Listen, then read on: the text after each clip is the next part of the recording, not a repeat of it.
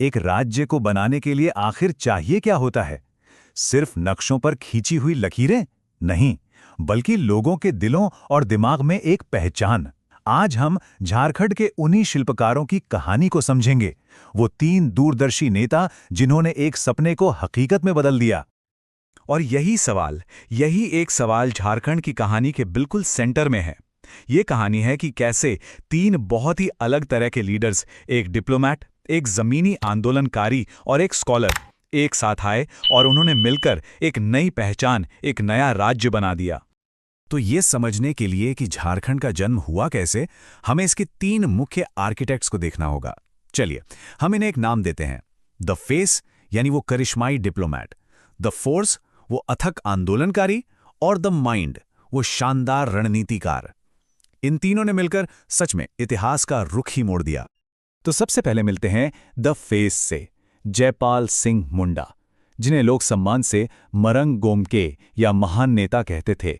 वो झारखंड आंदोलन के एक तरह से ग्लोबल एम्बेसडर थे। उनका सफर वाकई में हैरान कर देने वाला है। जरा सोचिए, एक तरफ ओलंपिक में गोल्ड मेडल जीतने वाली हॉकी टीम के कप्तान और दूसरी तरफ संविधान सभा में आदिवासियों के हक के लिए लड़ने वाली एक बुलंद आवाज। उनकी जिंदगी हमें ये दिखाती है कि लीडरशिप की कोई एक सीमा नहीं होती। उनके बदलते नाम ही जैसे उनकी पूरी जिंदगी की कहानी कह देते हैं। वेन पहान के रूप में वो एक गांव के लड़के थे। फिर ईश्वर दास के रूप में उन्होंने एक नई आस्था और शिक्षा को अपनाया, और आखिर में मरंग गोमके के रूप में वो अपने लोगों के सबसे सम्मानित नेता बन गए। हर नाम उनके इस असाधारण सफर का एक पड़ाव है। लेकिन इस बड़ी सार्वजनिक शख्सियत के पीछे एक इंसान भी था जिसे कुछ अहम रिश्तों ने बनाया था। उनके सांस्कृतिक गुरु थे सुकरा पहान, जिन्होंने उन्हें अपनी जड़ों से जोड़े रखा। उनकी पत्नियां, पहले तारा मजूमदार और बाद में जहां आरा, उनके उतार चढ़ाव भरे राजनीतिक करियर में हमेशा उनके साथ खड़ी रहीं। 1903 में टकरा के एक छोटे से गांव में शुरू हुई उनकी जिंदगी का असर 1970 में उनकी अचानक मृत्यु तक पूरे देश में महसूस किया गया। और हाँ, सोच में उनकी पत्नियों के नाम याद रखने का एक बड़ा ही दिलचस्प तरीका बताया गया है। पहले वो तारा तक पहुंचे और फिर उन्होंने पूरी दुनिया, जहां को अपना बना लिया। ये उन महिलाओं को याद रखने का एक बहुत ही काव्यात्मक तरीका है जिन्होंने उनकी जिंदगी में एक अहम भूमिका निभाई। तो अगर जयपाल सिंह मुंडा दुनिया के मंच पर इस आंदोलन का चेहरा थे, तो शिबू सोरेन जमीन पर इसकी धड़कन थे। तो चलिए मिलते हैं द फोर्स से। शिबू सोरेन, जिन्हें दिशोम गुरु यानी धरती के गुरु कहा जाता है, वो लोगों की एक ऐसी आवाज थी जिसे कोई नजरअंदाज नहीं कर सकता था।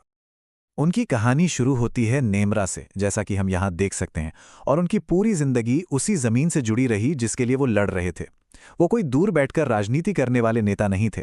वो अपने लोगों के संघर्षों के बीच से ही निकले एक लीडर थे, और इसी वजह से उन्हें दिशोम गुरु का खिताब मिला।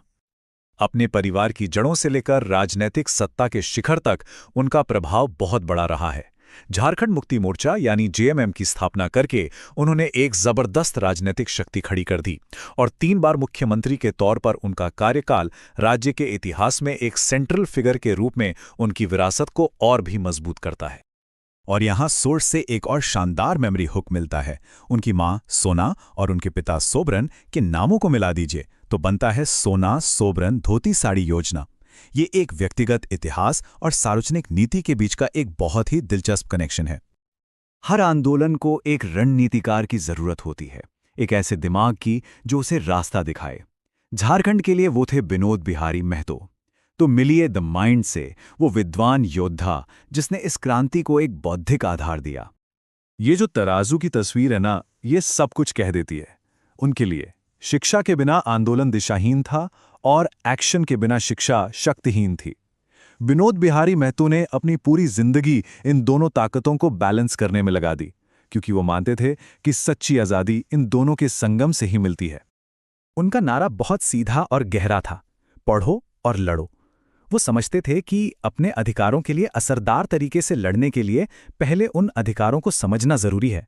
शिक्षा इंसाफ के लिए उनकी लड़ाई में उनका सबसे बड़ा हथियार थी। लोग उन्हें प्यार से विनोद बाबू के नाम से जानते थे, और पटना लॉ कॉलेज से एक वकील के रूप में उनकी ट्रेनिंग बहुत ही महत्वपूर्ण साबित हुई। उन्होंने ही वो कानूनी और रणनीतिक ढांचा तैयार किया जिसने एक जमीनी विरोध को एक संगठित राजनीतिक आंदोलन में बदल दिया, और 1991 में अपने निधन तक वो इस आंदोलन की बौद्धिक रीढ़ बने रहे। तो हमने द फेस, द फोर्स और द माइंड से अलग अलग तो मुलाकात कर ली, लेकिन बड़ा सवाल यह है कि ये तीन ताकतें एक साथ कैसे आईं? इनके रास्ते कैसे एक दूसरे से जुड़े और कैसे एक नए राज्य का ताना बाना बुना गया? ये टाइमलाइन एक बहुत जरूरी बात बताती है। ये सब कोई इत्तेफाक नहीं था, ये तो एक रिले रेस की तरह था।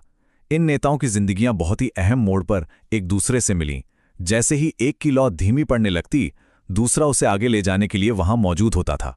झारखंड का आंदोलन एक पीढ़ी से दूसरी पीढ़ी को सौंपी गई एक मशाल की तरह था। ये डायग्राम उनकी आपसी तालमेल को बिल्कुल सही तरीके से दिखाता है। जयपाल सिंह ने दुनिया के दरवाजे खोले, शिबू सोरेन ने जनता को सड़कों पर उतारा और विनोद बिहारी महतो ने आंदोलन का पूरा नक्शा तैयार किया। वे एक ही पहेली के तीन जरूरी टुकड़े थे और कोई भी अकेले उस तस्वीर को पूरा नहीं कर सकता था।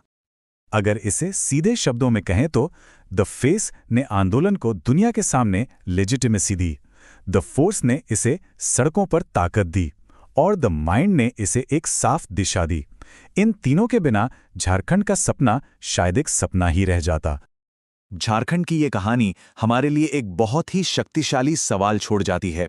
हर समाज को, हर आंदोलन को अपने फेस, फोर्स और माइंड की जरूरत होती है। आज हमारी दुनिया को आकार देने वाले वो शिल्पकार कौन हैं? और सबसे जरूरी सवाल, क्या वे मिलकर काम कर रहे हैं? ये एक सोचने वाली बात है।